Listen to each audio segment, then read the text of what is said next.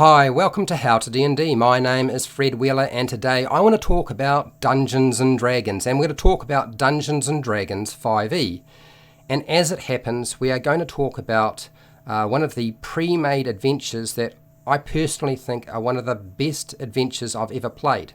Now, for those of you who have showed up for the CoS of Strahd, in particular, this is about preparing for CoS of Strahd. I love the CoS of Strahd. I've run the original Ravenloft adventure using the 5e rules, and then when this came out, I ran this as well. So I can tell you now I have a lot of experience with this particular adventure. Not only that, I am highly invested in this particular adventure. So therefore, you will get a lot of information from me.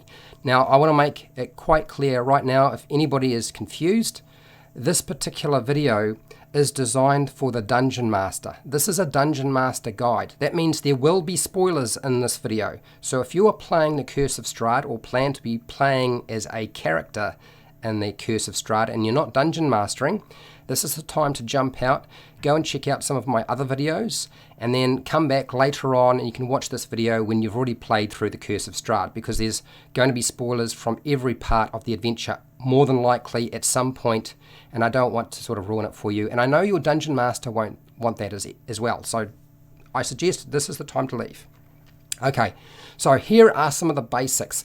Now I'm going to cover as quickly as I can all the generic stuff that you normally do as a Dungeon Master, because there's quite a lot of different things that you can do or you usually do as a Dungeon Master, and so I'm covering a lot of information you've probably heard before from other people anyway. But let's start off and deal with that stuff first. You will need a copy of the CoS of Strahd. The CoS of Strahd is one of those adventures that is not freely available. There's no legal free PDF or book that you can purchase. It's not available on the internet for free somewhere. Part of the adventure is, that's Death House, and I've already done a video on preparing for Death House, and you're welcome to go and download that. That won't give you everything you need. So you will need to actually pick up a copy. Now, I know you can get illegal copies, but I'm not going to give you a link, so don't ask me to give you a link for something like that. That's just not going to happen. So you will need a copy of the book. You will need to read the adventure at least once. I would say at least once, but there are a couple of ways you can get around having to read the entire book, because it's quite a lot of information to take on board all at once, right? And it doesn't read like a novel, it reads like an exercise book. Or if you don't read the book all the way through, then read the key story points from each chapter. Go to each chapter and read each story point and aspect to that, and sort of make sure you have a fair idea of what's going on. I would recommend, if you are going to pick and choose what you read, that you read pages 5 through to 94. That will give you the main guts that you will definitely need to know about. And then page 207, and then the appendix. The appendices are really important, okay? These are vital to the adventure. So those are the parts that I would say you definitely need to read in advance if you're not going to read the entire book. And I want to make it clear right now, I did not read the entire CoS of Strahd when I first ran the adventure. I did not have time. I tried to prepare as much as I could, but it's a lot of pages, 200 plus pages, so hence I did not read the entire thing. So I talk from experience in terms of recommending the pages you read.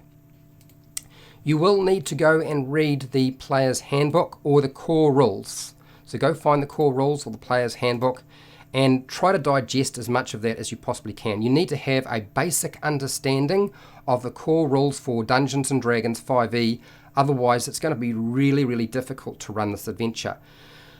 As far as I know, there are no major errata issues with this book. So when you pick up the book, you shouldn't have to worry about downloading corrections and errors that might have taken place. What you might find in the book is that there is blurring that occurs in the book from certain pages, but in terms of the content there, it's all pretty much solid stuff. There shouldn't be any major errors in there that you will find will trip you up later on.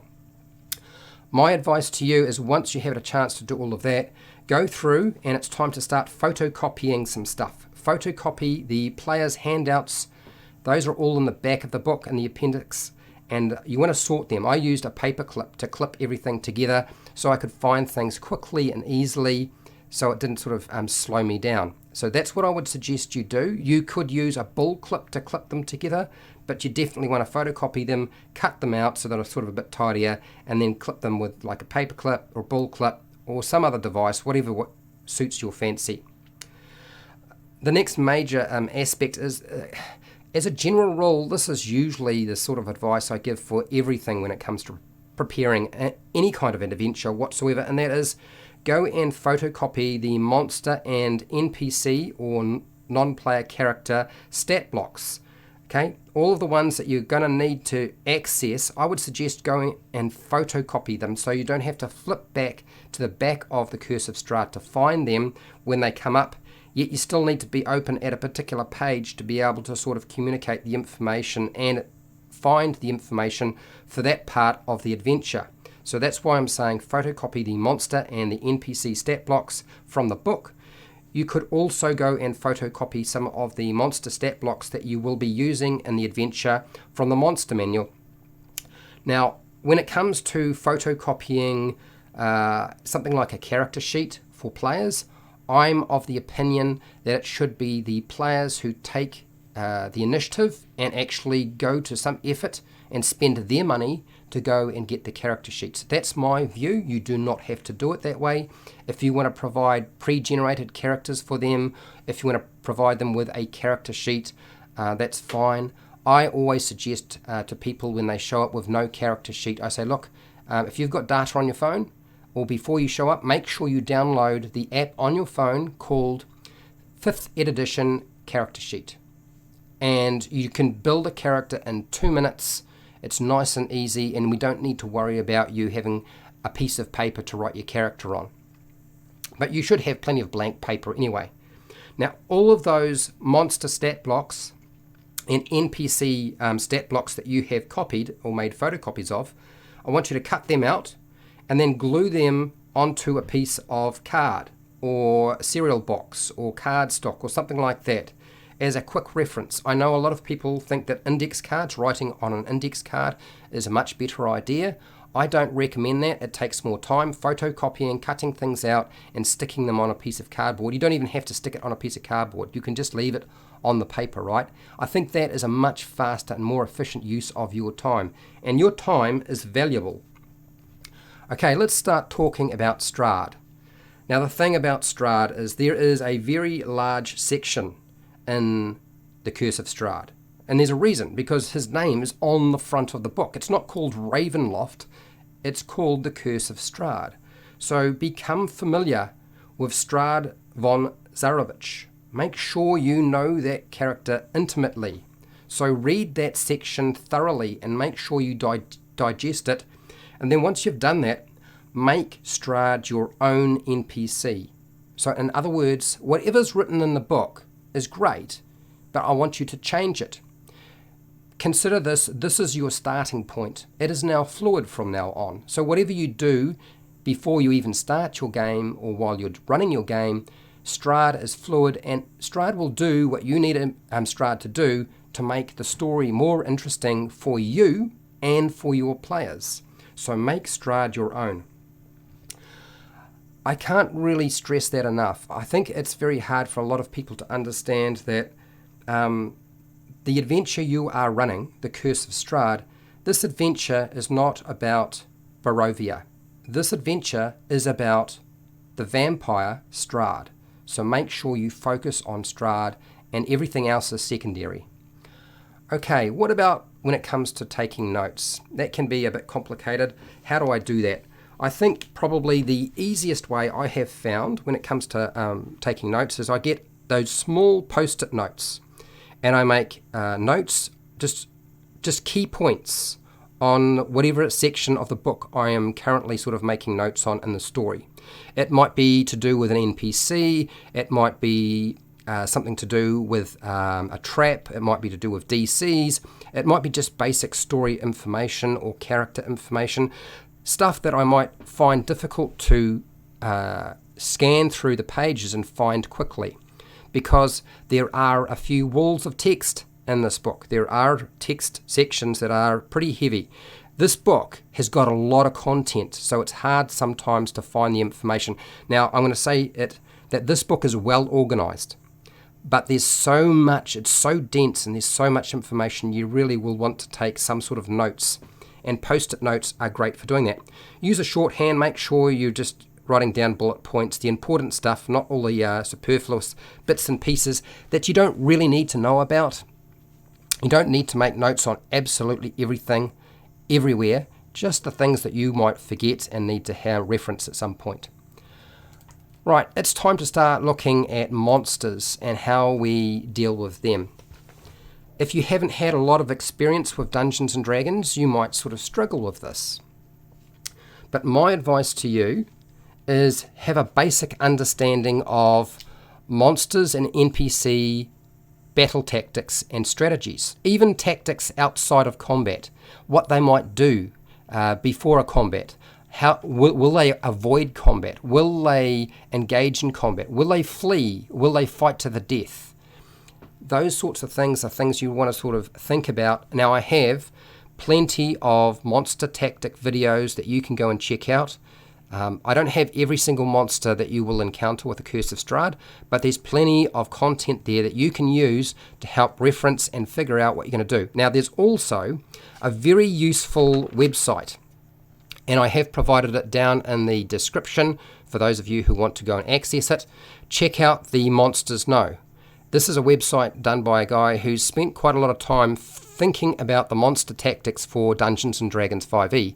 I've talked about him before. My suggestion is go and check out his stuff. It will help you, particularly if you're not sure what to do with a monster.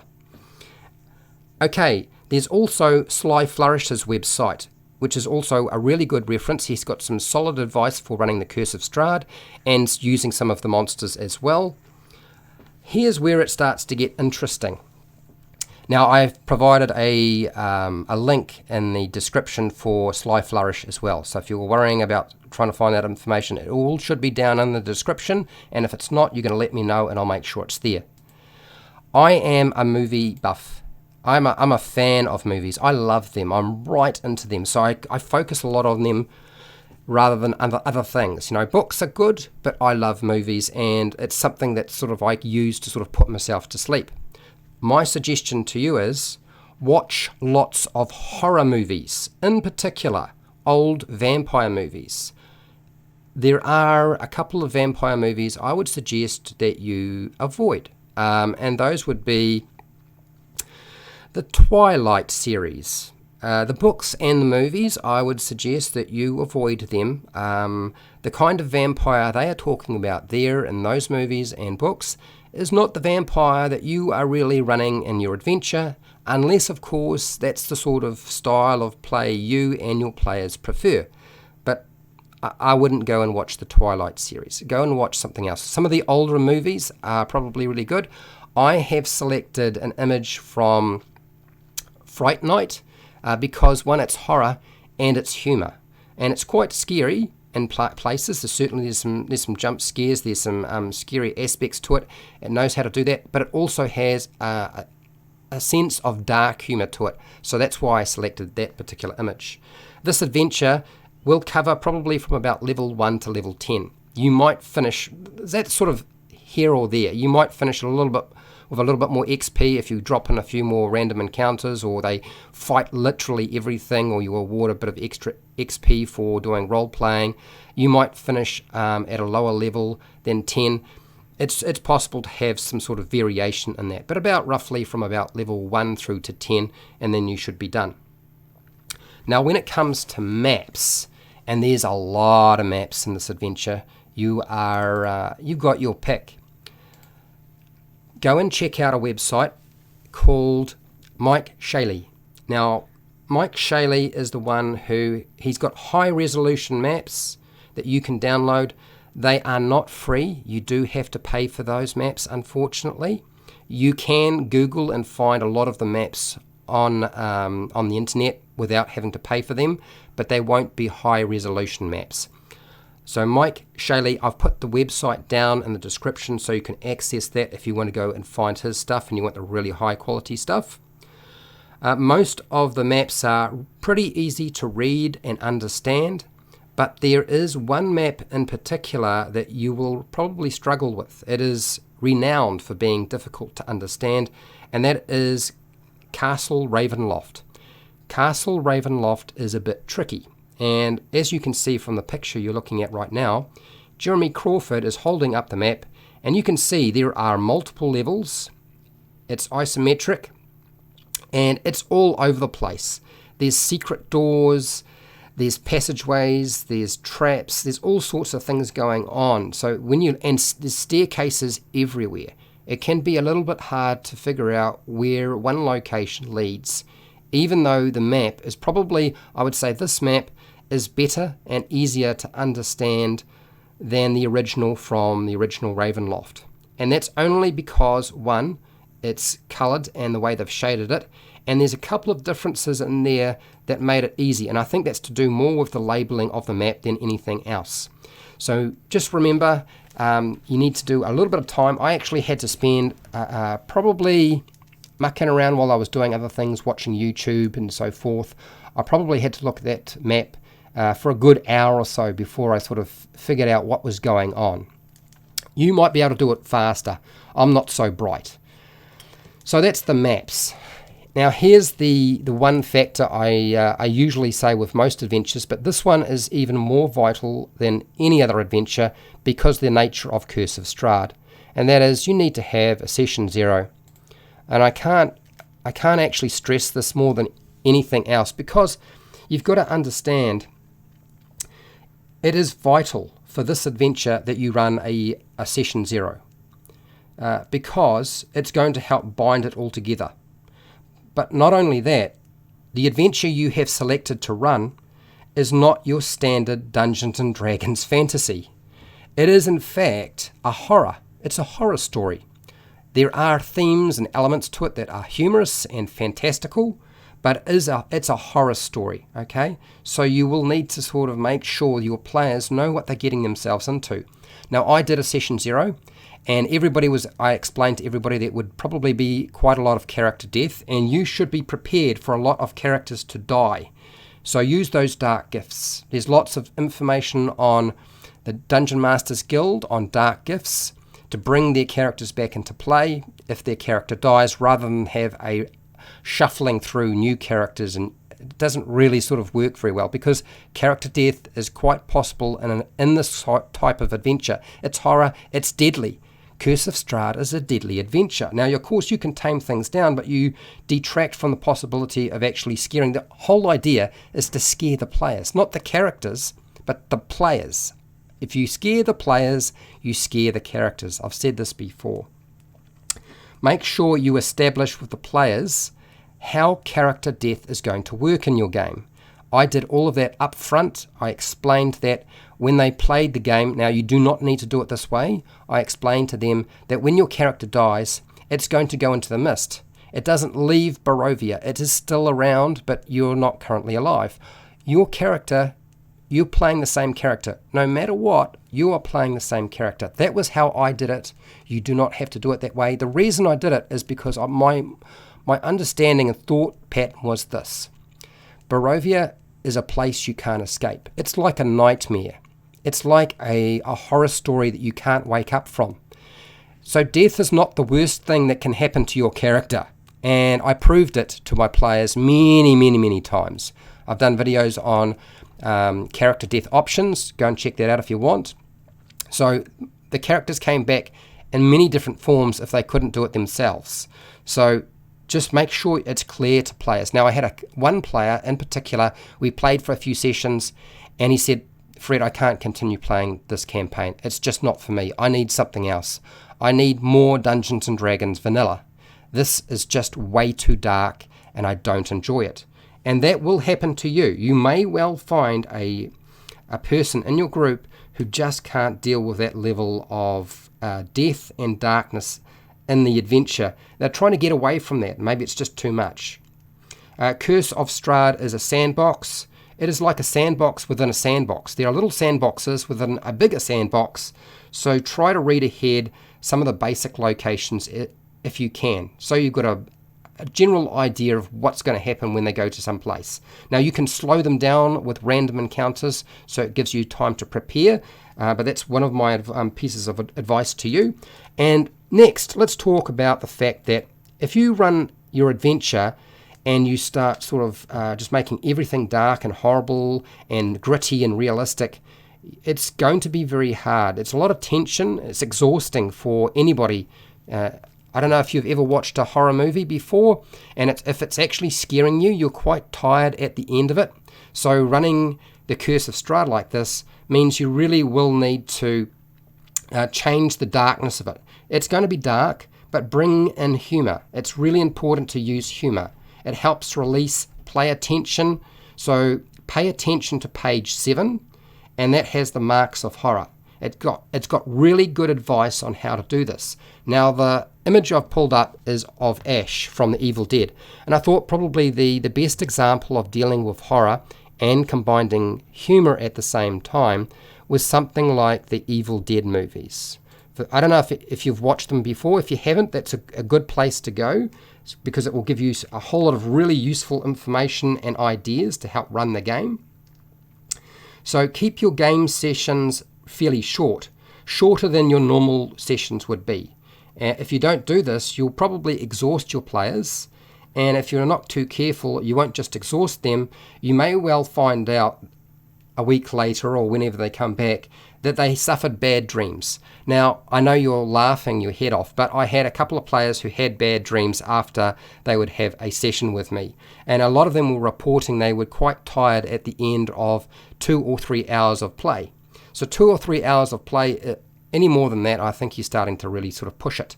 And I did also find a couple of players did actually say, look, Fred, I had nightmares. I had bad dreams. So just bear that in case that can happen. Be understanding. All right, now let's talk about the Mist of Burrow Via. A lot of people just assume the mist is just the border and that's it and there's nothing else to it. But it's much, much more than that. The Mist of Burrow Via is a character in itself. It's its own character. It has its own personality. It has its own way of doing things. And the great thing about that particular mist is it's like the absolutely best tool a dungeon master can have. It is a dungeon master fix-everything multi-purpose toolbox. It will literally solve the issues. When you need to drive them into a particular location or keep them away from the borders of Burrow Via, or you need to bring in a new character, or you need a random encounter to show up, and it just sort of doesn't make sense, the fog can roll in, the mists roll in, and something happens. I've used the mist so many times to solve issues regarding running this adventure, and I suggest you do exactly the same thing. Why not? It's there for that purpose. Okay, the Taroka deck. So this is where you're going to go and perform the Fortunes of Ravenloft. This is where you do your Taroka card deck reading, and it's going to give you a whole bunch of information, such as Strahd's location inside Castle Ravenloft for the final encounter with Strahd, with the player's characters and Strahd. That's where he's going to be located in Castle Ravenloft. Now, you might decide that he's going to be, if they go to Castle Ravenloft, that's his location when they first meet him. You could do it that way, but I wouldn't recommend doing it that way because I'm going to talk about the fact that Strahd needs to come into play much sooner than getting to the castle. Okay, you should be having Strahd show up much sooner than that.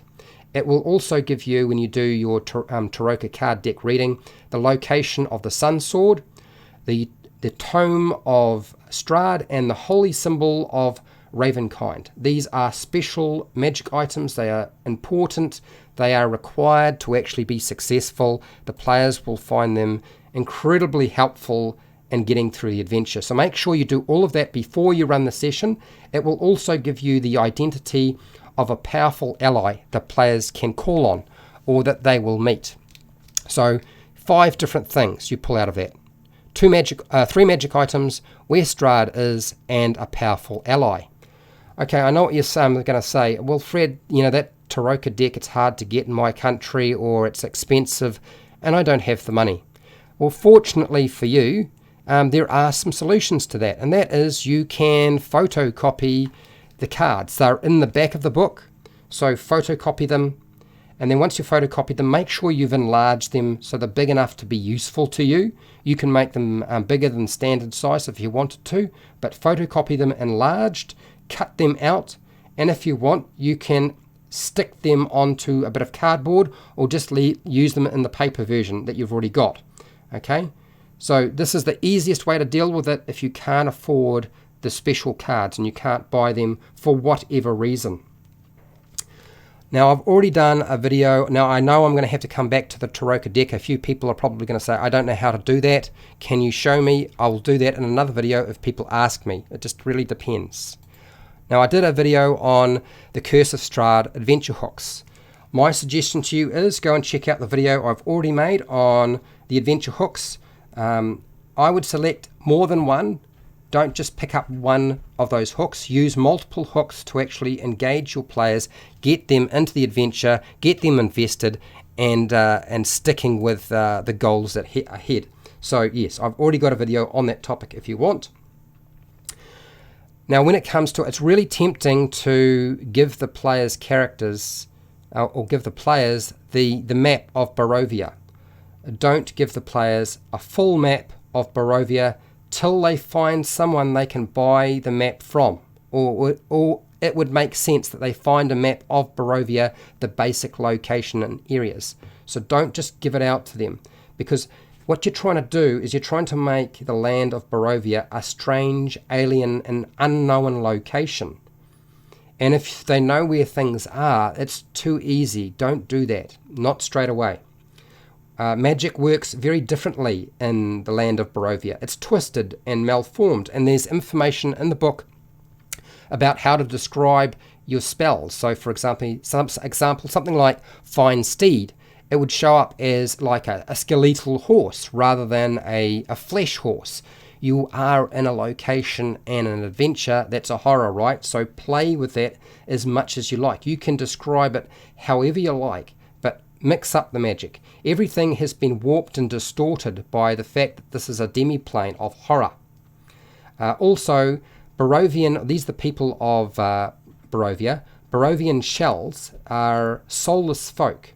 They have little emotion and deliberately make them flat. Don't build out a lot of information on them. Make them plain. When you run those characters, you don't need to use a lot of emotion. You want them to be sort of like, they're just robotic. They just go through the world. They are full of fear but nothing else. You know, when things happen to them, they don't cry. The only thing they seem to be able to exhibit is fear and nothing else. So they are flat paper characters. Don't get too involved with them. There are other characters within the adventure that are not the shells, that do actually have souls. You can play them very differently. Okay, so I've covered that. Now, the Vastini. These are Strahd Spies. They're like gypsy folk. You will probably find yourself using them more than a few times.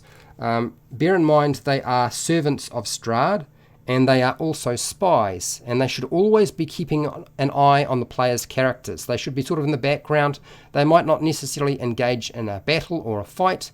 There might be a conversation. They might be just seen from afar, but they are part of the spy network that Strahd uses. Now, it's not just the Festini.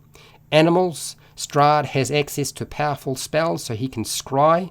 Strahd should really have all the information about the player's characters all the time.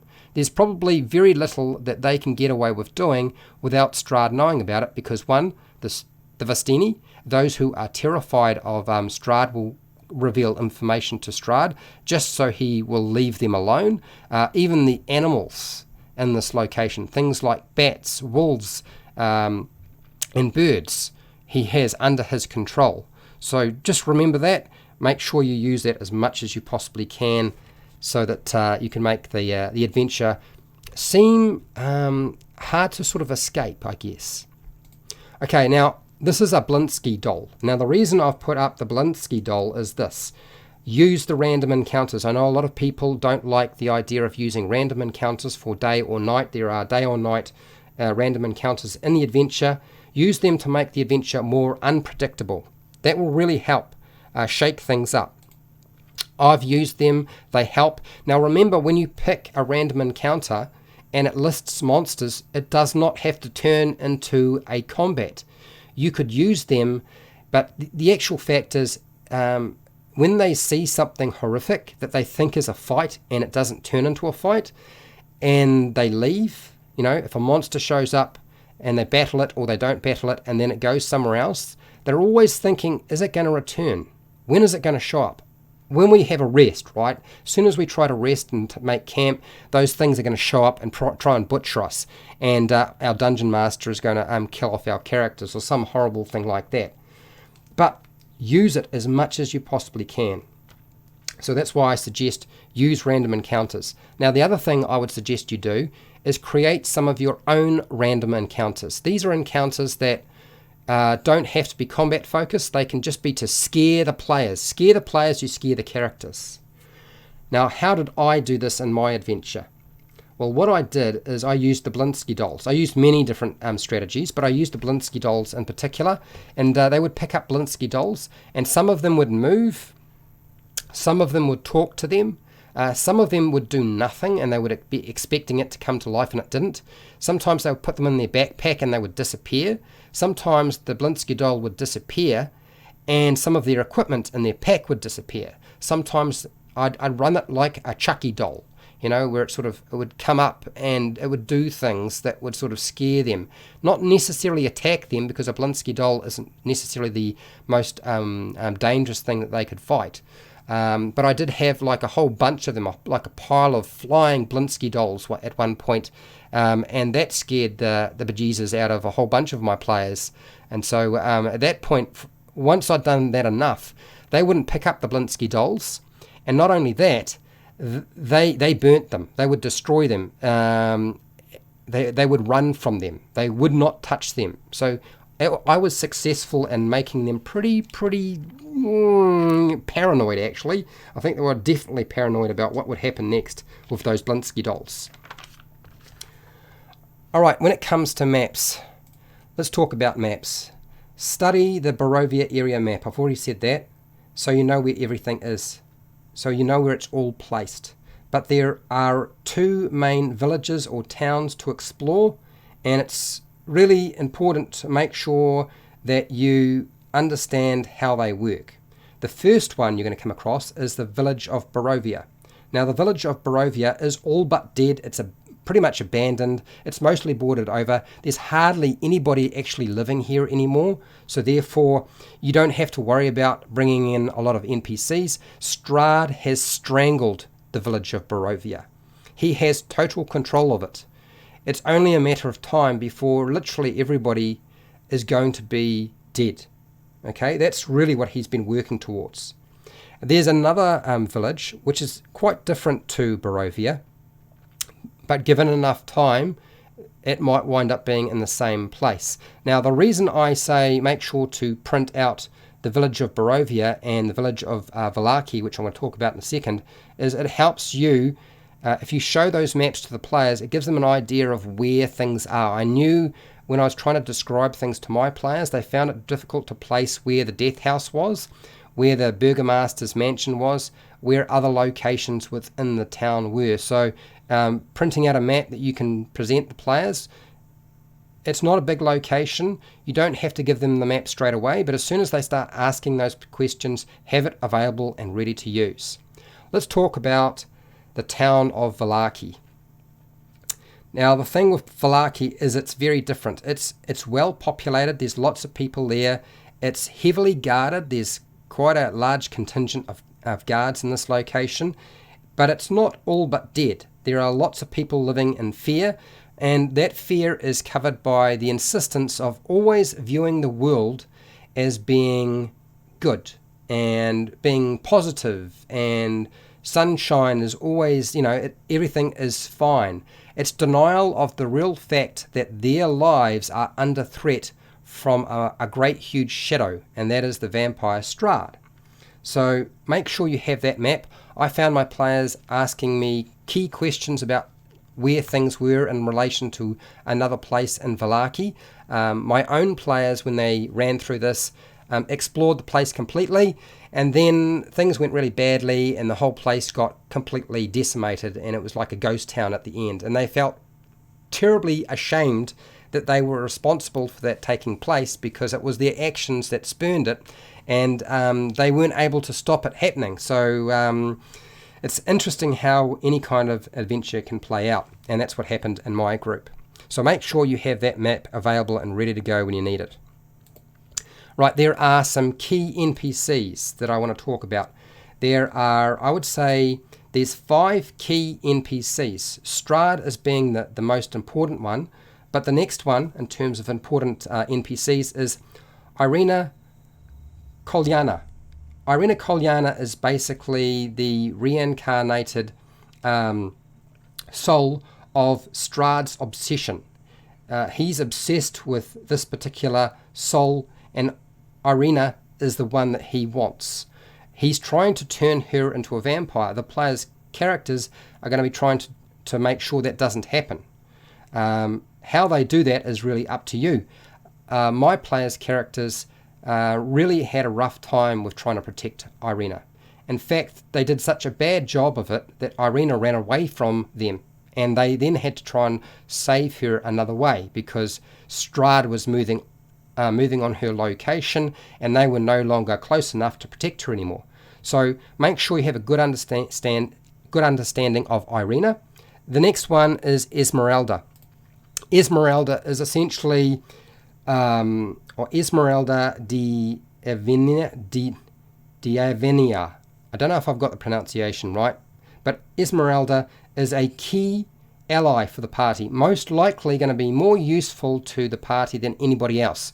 I can't count the number of times that Esmeralda saved the party from certain death just because of her level. She's got a lot of magic, she's got a high level, and she's willing to help them provided they don't act like dicks, essentially. Okay, she's a monster hunter, and right now she's trying to track down her mentor, which is Rudolf van Richten, a very famous vampire and monster hunter. So make sure you have a good understanding of how her stat block works so you can play her, which is why I would recommend photocopying the stat block so you've got access to it, and it's easy. You can pin it to your or stick it on with blue tag onto your Dungeon Master screen, or just have it in front of you. Now, Rudolf van Richten is a really famous character. This particular character has showed up in previous Ravenloft adventures, and this is the famous vampire hunter Rudolf van Richten. Strahd is looking for Rudolf, and so is Esmeralda. The players, when they interact with Rudolf, won't actually know him as Rudolf. It'll be Richtevo, I believe it is. He disguises himself. He does not reveal his identity, not to the very last scene, the very last part of the adventure, when things are starting to heat up and it's time to deal with Strahd for the last time, hopefully. That's when Rudolf is likely to show up. But they will meet him throughout the adventure, they just won't know that it's Rudolf van Richten. So make sure you know as much as you can about Rudolf. And another character you're probably going to have a lot of interactions with, and that's Madame Ava. Is it Ava? Eva. Eva. I think it's Eva. This is an ally or an enemy. The players in my group kind of viewed Madame Eva as potentially an ally, but maybe also an enemy. They did not trust her completely. She is supposed to work for Strahd, but she is actually not working for Strahd. She has her own motivations. Her motivation is to bring Strahd to his end. Problem is that that's easier said than done, okay? So she will do the fortune telling. She is the fortune teller. She's the one that they can go and see and do a Taroka card reading.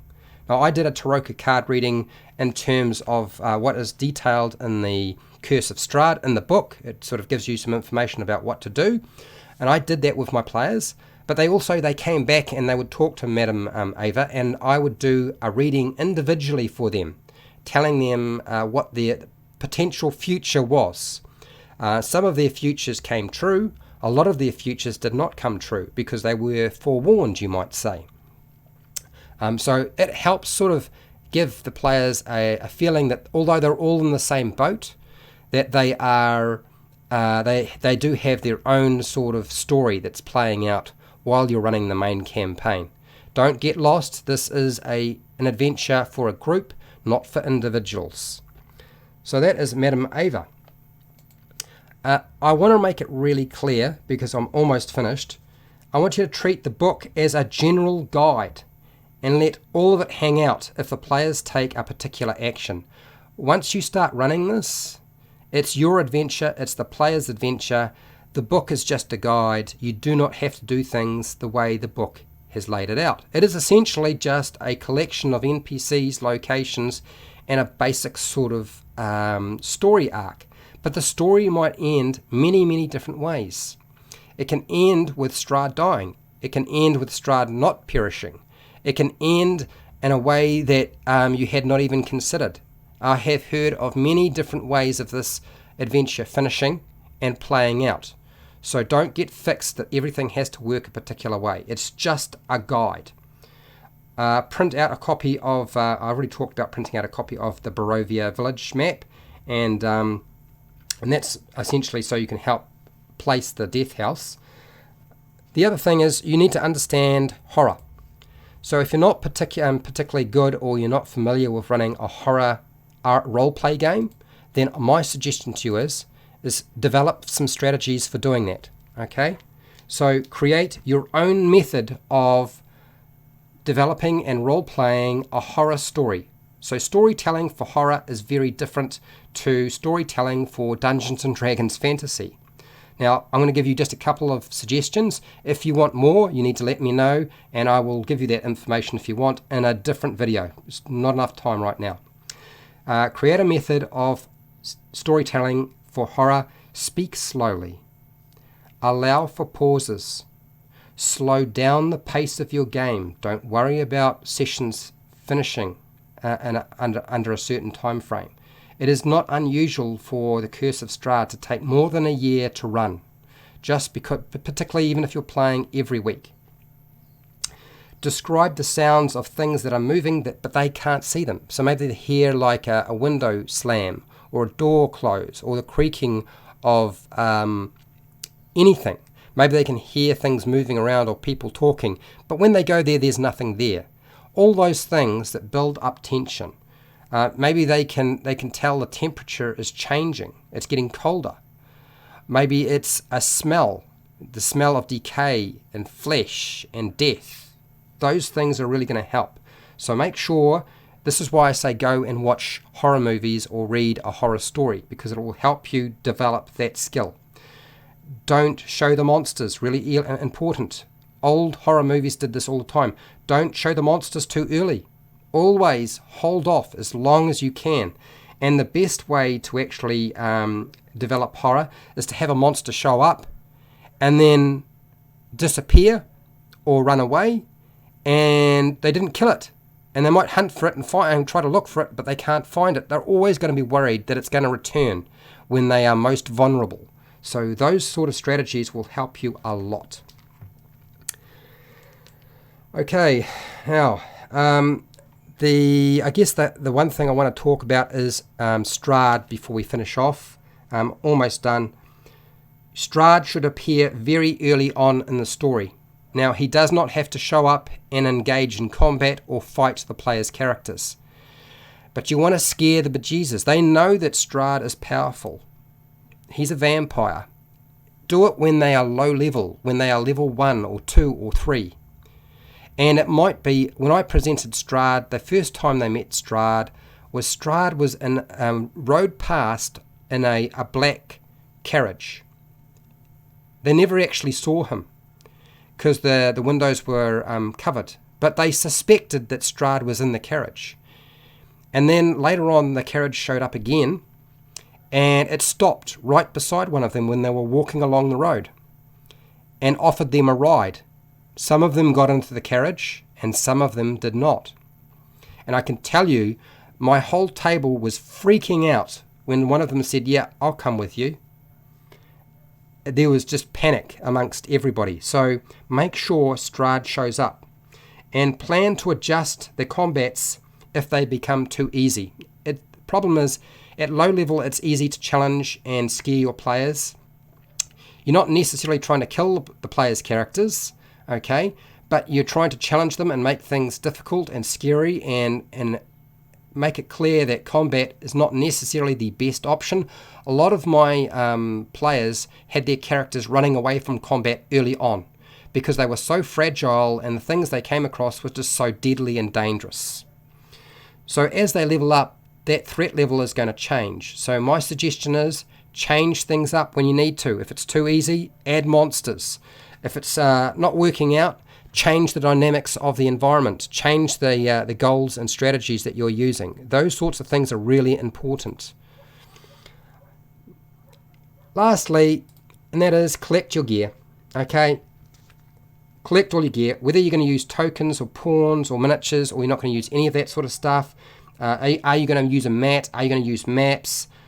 Pick up your pencils and pens, you'll need those. Dice, Dungeon Master screen if you use a Dungeon Master screen, cards, books. Now I'm just showing you an image of a collection of different things I have used in my game. There's everything from my phone, the Monster Manual, Dungeon Master Guide, Player's Handbook. Maybe you just have a laptop. I've got a laptop and a tablet in there. Maybe you have a timer for timing things. I've got bull clips, paper clips, miniatures, tokens, all those things. Decide on what you think will be most useful to you when you're running your game. Okay? All right. That is everything I have to say on the Curse of Strahd and preparing for the Curse of Strahd, which is a lot. I've been talking for a long time. This is a long video.